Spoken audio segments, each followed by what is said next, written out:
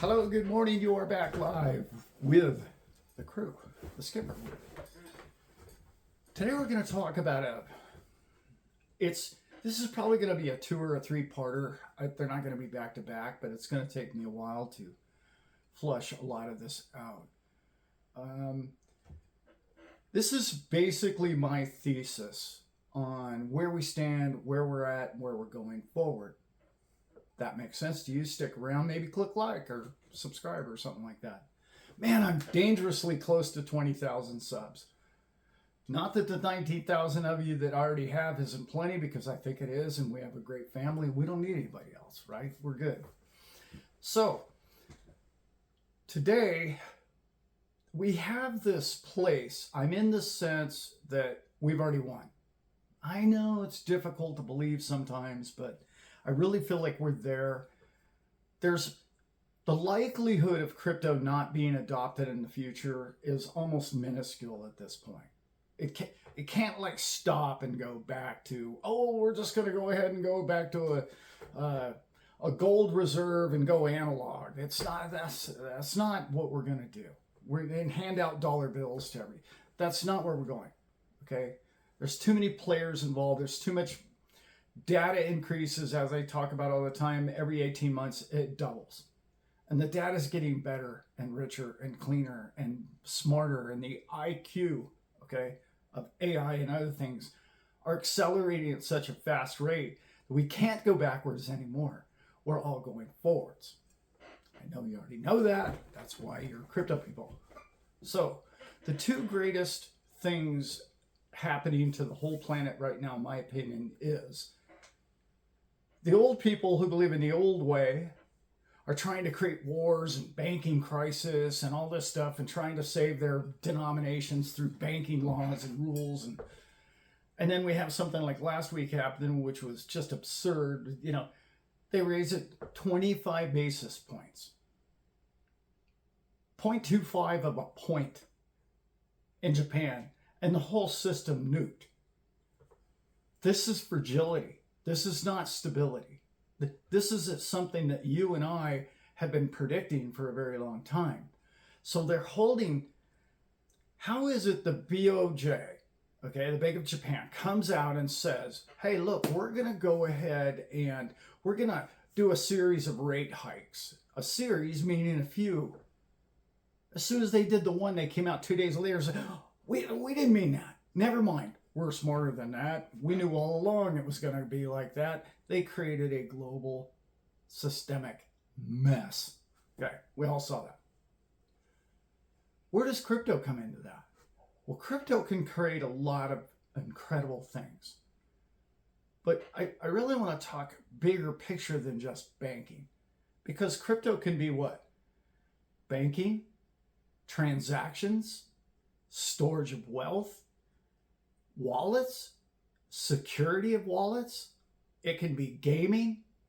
It can be the future of all blockchain, can be the future of all accounting, all ticket sales. Any participation in a social media group will be rewarded with tiny tokens in different ways. It affects social media. It affects everything. Farming. It affects all. How does it affect farming? Well, think about how we keep these bloodlines straight. How do we keep these breeds correct? How do we know how many animals there are? How many of these? How much water? How much electricity is being produced? All of those are going to be on ledgers to keep accurate accountability, which is something the previous old system has nothing. First we had analog, then we went into computer and we got the internet. The internet was great, but the internet is what? It's fragmented truth. It's just this cloud of gray. There's like none of it, statistically, you can't even rely upon. It, like, you can get stats to do anything you want them to do. So the future really is blockchain accountability decentralized. In all those categories that I just mentioned, and beyond. And then that's going to connect up with AI, technology, robots. Because A gold system and an oil system really doesn't jive real well. Okay, my opinion, humble opinion. Sometimes I'm humble. Opinion of what the future of accountability can be. It can't be the old because it has to be more technically advanced.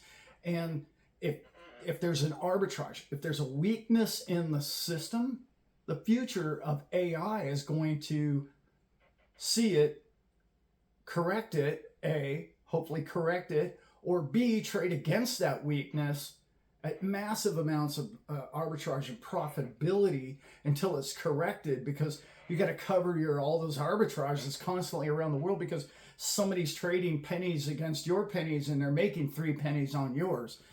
That is going to solidify the banking and accounting world that we live in.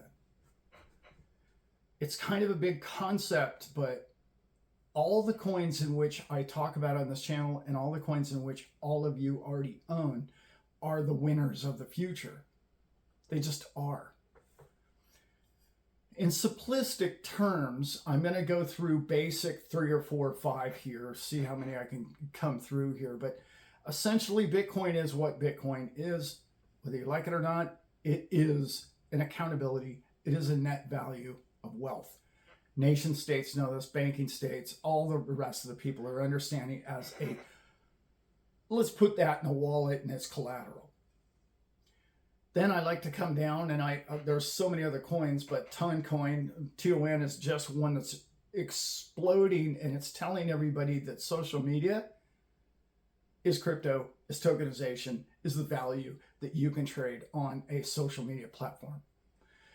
Then you have Binance Coin, Binance is clearly the leading exchange in my opinion. I don't think Coinbase can even compare, in my opinion.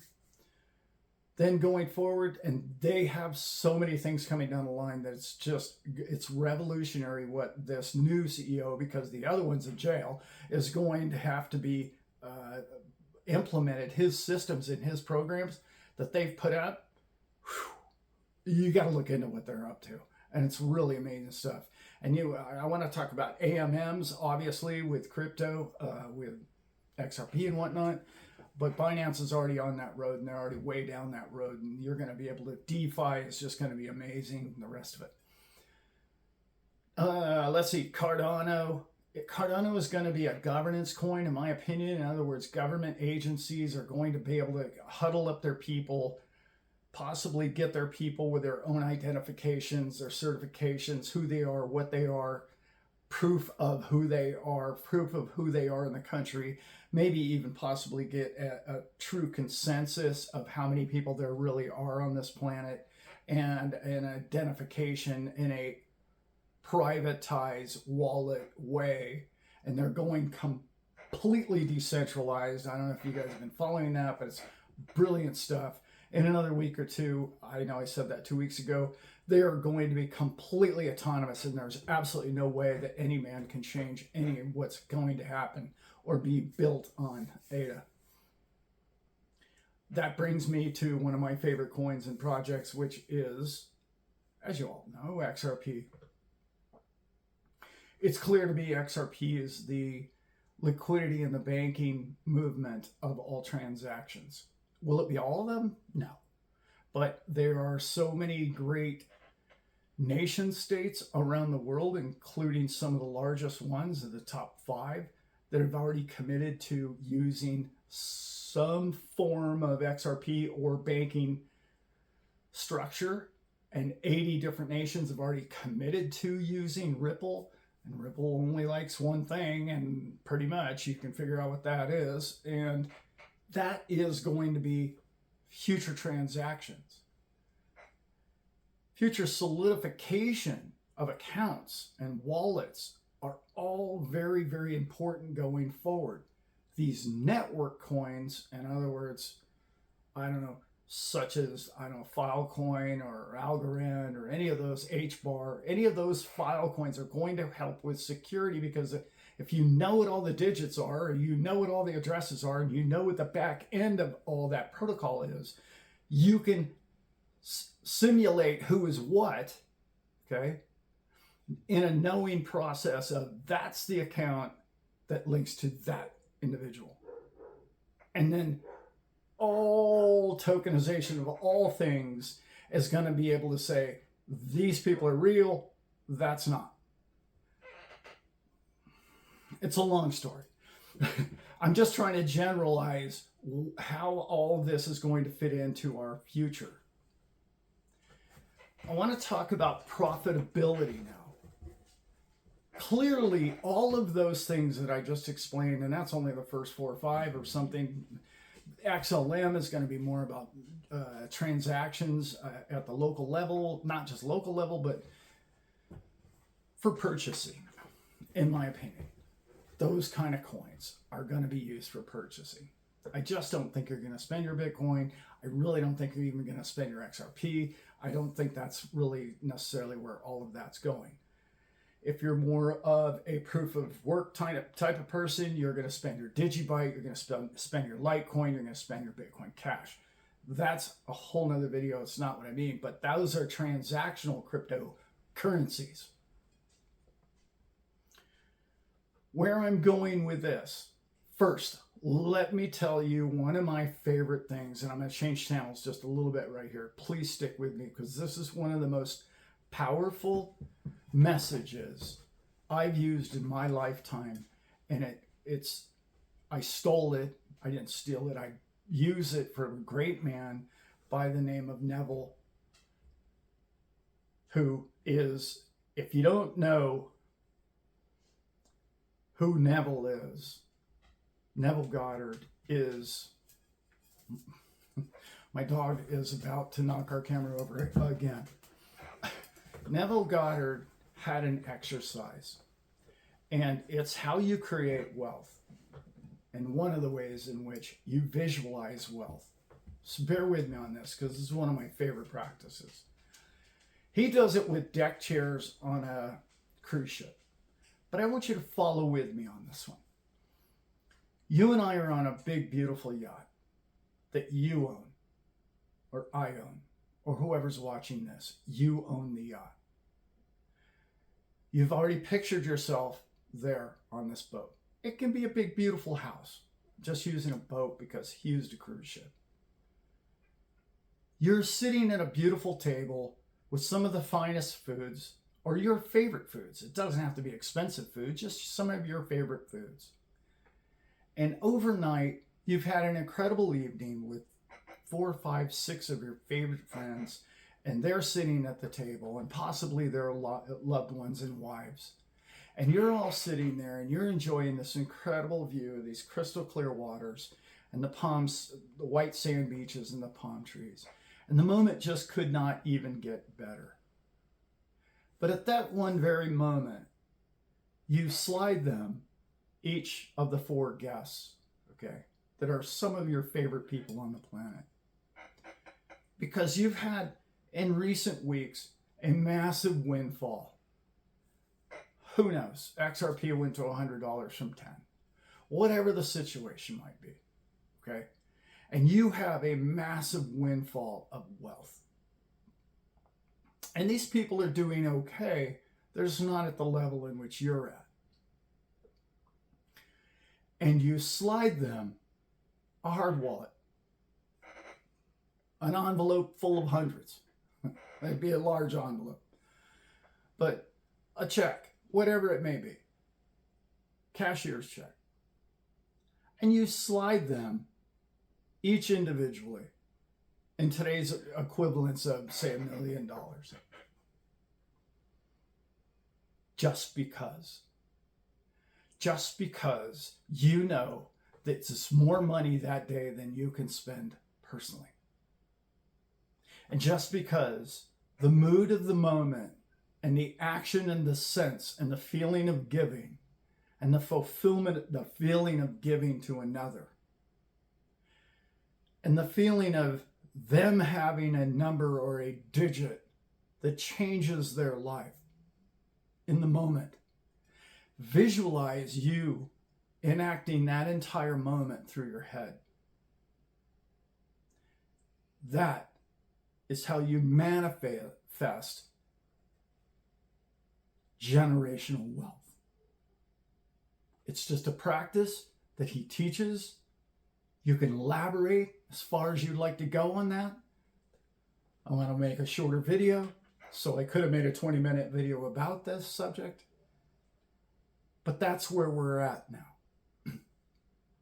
I've gone over the fact that these major coins have use case, future purpose for all mankind, building the new system, going through the fourth turning, or whatever you would like to desire to call all of this that we're going through, the instability of the planet and the world that we're in today. It means nothing terrible.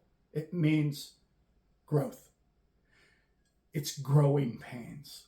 You're living through growing pains.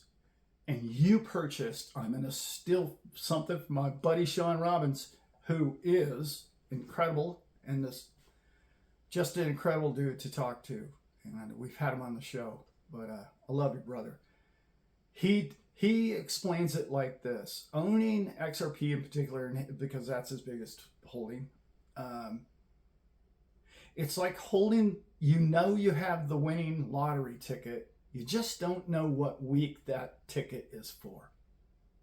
It's a brilliant analogy in which all of us can look at where we stand currently with crypto.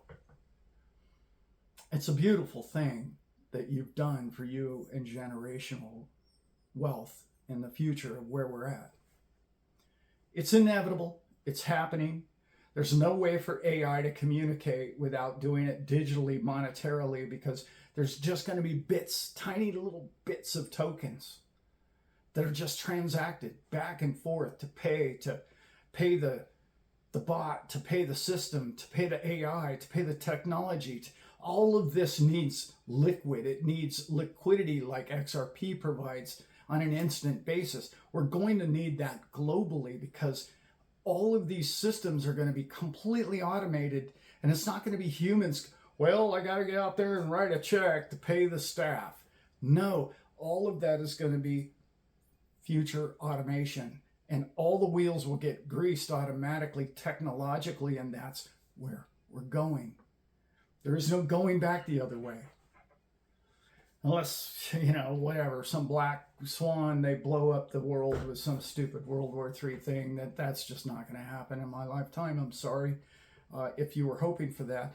And I hope and pray that you are not asking any higher being or anything in which you believe in for a bank collapse. This is not what you want. You do not, trust me. I know enough about banking and the monetary system in which has built this entire world that we're on. Are they good players? No. Are they your biggest problem? No. The liquidity that they currently provide has to be diminished slowly. This cannot just be a light switch. They collapse and poverty everywhere. This is a transitional time of mankind. And we're there. And you're living through it. And it's no more hoping that I'm going to be well off in the future. Sure, I don't know when that lottery ticket's going to be cashed. Clearly, we don't know that. We don't know the time frame yet. But we do know we have the right ticket. We do know where technology is going. We do know that AI is headed there. We do know that the future of banking is going to be with the coins and the systems in which you and I have invested in. That's no longer in doubt. That's no longer in question. You've nailed it. So this is kind of a beginning of a 2- and 3-part video that I want to talk about what we're doing, how well we're doing it, and where we're going with it. And all of that means to me that you need to have not just the coins and the generational wealth, but when people throw that term out, I don't use that term lightly. People think generational wealth is, well, I made $100 million. I have generational wealth. $100 million is not generational wealth. I know that's a ridiculous, absurd number. Point of it is people who don't know how to protect the money they have are being persecuted by their own loved ones to come after the 100 million. Your biggest enemies will be your closest friends. I know that sounds crazy, but this is what I do. I talk to billionaires. I see their life. I see their family. I see the issues. I see what they have to go through. I see what their employees are constantly embezzling from them. And I'm not trying to say this in a negative light. I'm trying to say it in the sense that you have the opportunity for generational wealth, and you must create a foundation. And that's what this channel is about. I told you, I've listened to these people for 40 years of my life now. 40 years I've been involved in economics and dealing with billionaires. It's rubbed off on me. I got an idea or two.